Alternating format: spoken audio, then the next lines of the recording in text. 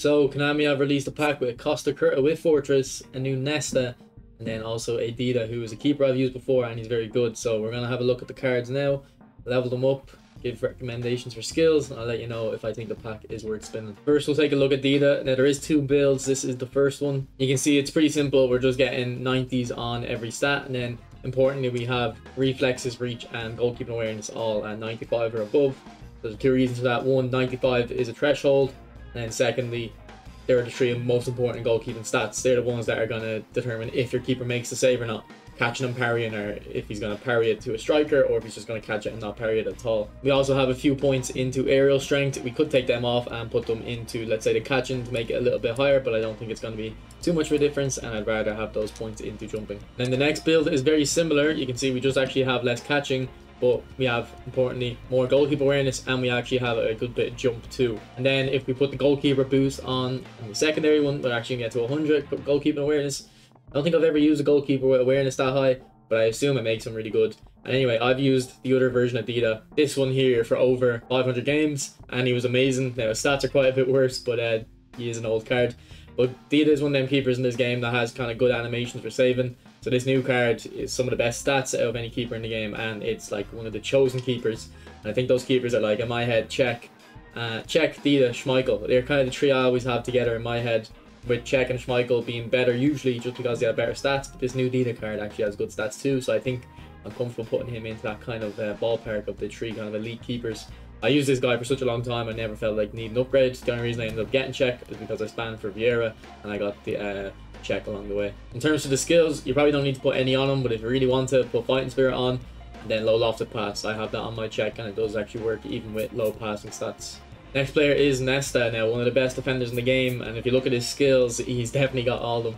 So if we look at his builds, this is really the only one that I would go for. We're getting really good defensive stats, and obviously the speed on 90. Now his aggression is quite a bit lower, but I did a review of every epic that was re-released in the contract renewal pack, and I talked about how good Baresi was. And Baresi also is similar to Nesta. He has really good awareness and not the greatest aggression. And I think awareness is definitely a lot more important now than it used to be.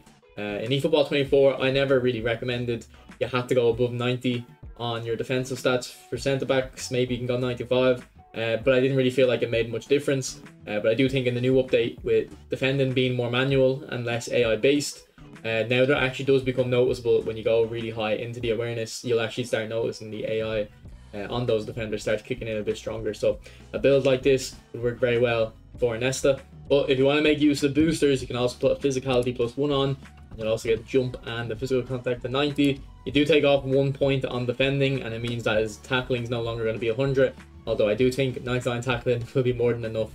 So ultimately I'd say this is the best build. You still have your 70 on the passing, ready to lofted pass, but it is going to require you putting a booster token on, either a random one you get lucky, or you're going to have to do a select one. And then for the skills, as I mentioned, man, this guy has like everything. I was struggling to come up with skills to put on him, so I would recommend for Nesta, you don't necessarily have to put the 5 skills on at once. You can probably just get away with, you can actually get away with putting no skills on him at the start for a long while, but if you do eventually want to put skills on him, you should put true passing on him.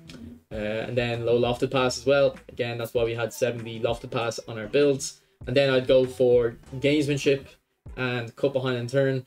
But they, like, at this point though, you're really just, you're trying to squeeze something out and you're trying to look for an excuse to put a skill on him. I really don't think he needs 5 skills. And for the last one, maybe put weighted pass, but again, I don't know. I think 250,000 GP is worth more than the weighted pass on Nesta, if I'm being honest. So it is an interesting card in the sense that straight away you don't actually need to put skills on this guy. He's already coming as the complete package. However, I do want to compare him to the other versions of Nesta. So compared to this Nesta, pretty similar stats. Now I did put a good bit of defending in. If we take off the defending on this one and actually go like this, we'll go 90 on aggression.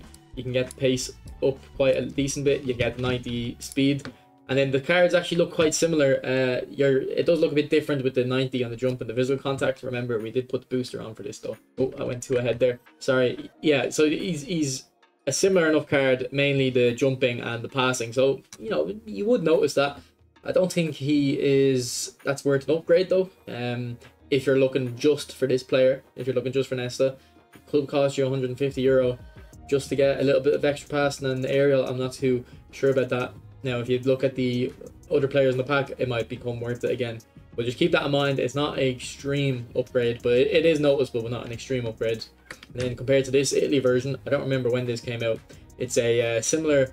sorry, this one's actually not a similar enough story. This one is actually quite a big difference. The speed is quite a bit lower. The passing is actually the similar level, but then the jumping is quite a bit lower. So compared to this Italian version, it is similar. You could take off a little bit of defending on him and then put it into the speed to get it to 85. But then again, your defense stats are too low in comparison. So if you have this Italy version and you know want to upgrade, I don't think it's a bad idea. But compared to the Lazio version, I think probably best just keeping with this Nesta. And then next we're going to look at Costacurta, who from the daily penalty game is probably the best player in that pack and one of my favorite players to use. So I'm very interested to see, is this guy worth the upgrade and spending money on him compared to the free card. And I've got two builds. One's a bit faster and one's a bit more in defending, but they are very similar. It's just the difference between 90 speed and 88. This one has more defending though. So sorry, this is the fast one, but this one has more defending and you're getting your tackling above 90, so you're getting that threshold. If we take a look in comparison to the free card, the free Costacurta has 84 speed on my build, and here is the build for those that are curious. Now I did put a good bit of points into passing. You could take off pretty much all that passing and then go further into the pace, but it's only going to give you the 1 point. So on the free version, the reason I have 5 passing is the 83 will get a +2 to 85. So if we look at the new Costacurta, in my opinion, you're essentially just paying for a pace upgrade. I don't think that's worth the money in my eyes, if I'm being honest. Now, I'm looking just at the single player itself. If you add up the kind of totality of the pack, if I'm saying it's, you know, might not be worth the upgrade for 3 players, then that kind of becomes worth the upgrade maybe. And especially if you don't have your goalkeeper sorted, or you don't have a Nesta or some similarly high rated destroyer, like this pack does become more viable. For the skills on Costacurta, so this is the old Costacurta, these are the skills I have. I would pretty much recommend these skills, except I would make one adjustment. Instead of putting pinpoint crossing on, I would put low lofted pass. I don't really cross with this guy. I think he is best anyway in a 3 at the back as like the left or right sided centre back. Actually, it doesn't matter in a 3 at the back. But even in a 4 at the back, left back, right back, he's fine. But he is a defensive fullback, so he's not going to go forward and cross too much. And he doesn't have like a double touch or read the dribbling stats to like go forward. And he's not really nimble. He's very comfortable on the ball, but not beating a man. I feel like he's comfortable on the ball to not lose it, but not to actually dribble by your opponent. So I wouldn't really put pinpoint crossing on him. I'd definitely go for low lofted pass instead, so you can play that switch ball to the other side. But look, I've got 1,000 games with this guy. I've got 12,000 coins on the account ready to open packs with. I think I'm going to be sticking with the coins instead of going for this new pack. But in summary, I do think it's an alright pack. For me, it's not good. I'd like to hear your guys' thoughts.